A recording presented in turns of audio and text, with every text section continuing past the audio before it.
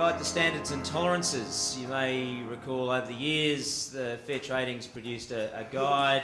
I think the last one was 2007, which I think they co-badged with the Victorians. Well, 2017 we have a new guide to standards and tolerances that Fair Trading has published, effective as of March this year. Available on the website. You can download it. I think it's an important document. I've been asked from time to time by various people, including a number of your members, about, well, so Guide to Standards and Tolerances, is that law? Do we have to follow it? What kind of weight does it carry in court, and so on? There's quite a good summary in the document itself. Short answer is it doesn't strictly have legislative weight. It is a guide, but it can influence court cases. It can influence what happens out there on the site.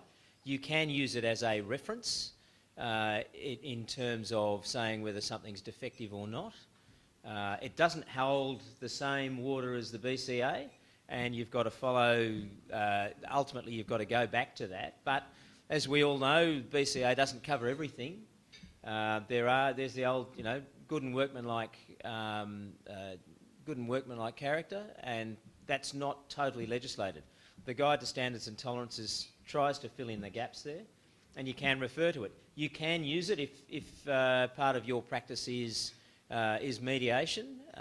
You can use it as something to help resolve disputes. You can say, okay, well, we'll agree that it's got to be fixed to meet the guide. Or you can even put it into your agreements. I guess that's more from a legal point of view, but if you're writing a contract, particularly for domestic building work, you can actually write in that the standard of work is to meet the guides to standards and tolerances. So it is a very useful document, and I commend it to you. Obviously, I don't have the technical expertise to tell you whether they've done a good job with it, but I think over the years the document's had a pretty good reputation. So I recommend you have a look at that. Any questions around that? Dale?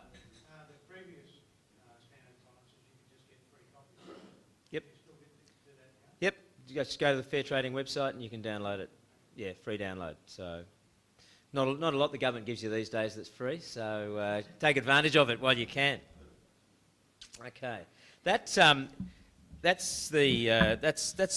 real legal point for today. But as I like to give you a little bit of the other side of the law. Easter's coming up, so I thought I'd give you something to do with Easter and lawyers. Not quite what lawyers do at Easter. This story is about two lawyers named Easter. In the States, Jill and Kent Easter, these two lawyers, they had kids at a local school, what they call a middle school over there. Young Jill went to pick up their child from after school tennis training one day, and child wasn't there ready for them. Jill must have a busy professional life. They're both lawyers, so she blamed the woman, the volunteer woman who was organising the tennis camp, for keeping her waiting.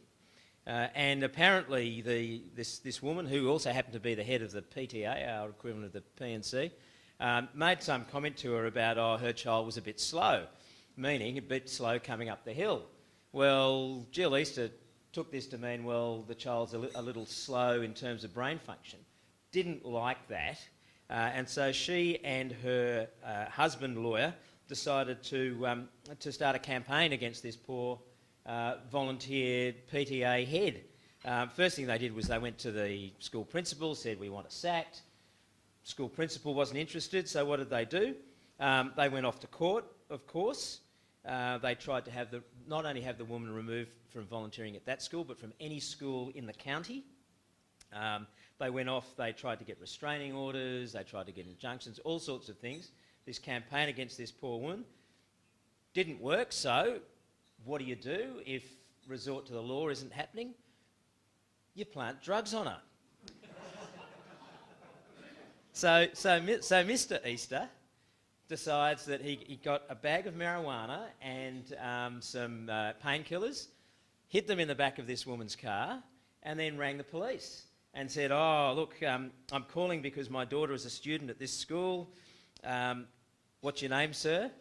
Of course, he picks an ordinary name. Vijay Chandrasekhar was the name that he picked. So I'm concerned one of the parent volunteers might be under the influence of drugs, just been over to the school, this car's driving erratically, go and have a look. So police get over there, search the back of the car, and sure enough, in the back seat, of course, where else are you going to hide your drugs but sitting on the back seat of the car? Bag of marijuana, some painkillers. This woman is hysterical. I don't know what's going on. It's not mine, etc., etc., etc. And of course, the police ask the usual question: "Oh, well, is there anyone who you think would want to frame you?" Aha, the Easters. So straight away, name's Jill Easter. Well, what happened? Of course, again, the lawyers, they know the law. They know how to hide things like marijuana on the back seat. So, of course, what do? They traced the Vijay Chandrasekhar call to a Newport Beach hotel, which was right next door to the guy's law firm. Found his DNA on the drugs and also on the car, and so of course arrested him and his wife. So the two Easter lawyers got arrested. Mrs. Easter entered a guilty plea. Mr. Easter fought the charge, went to trial. He said, I'm the innocent one here. I'm a trusting husband. I just did what my wife told me.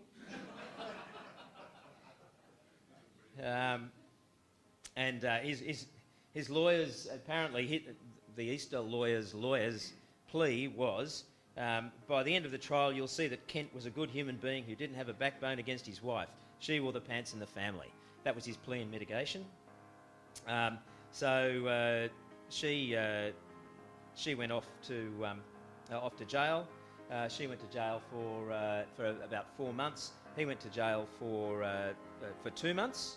And then, of course, what do? Lawyers deep pockets. Mrs. Peters turned around and sued them for false accusation, etc., etc. And she got $9 million out of that. So, there you go. So that was the Easter present.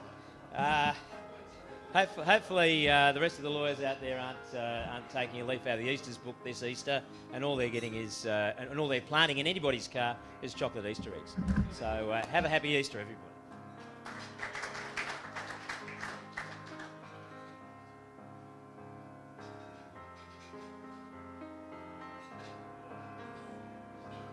Thank you very much, David.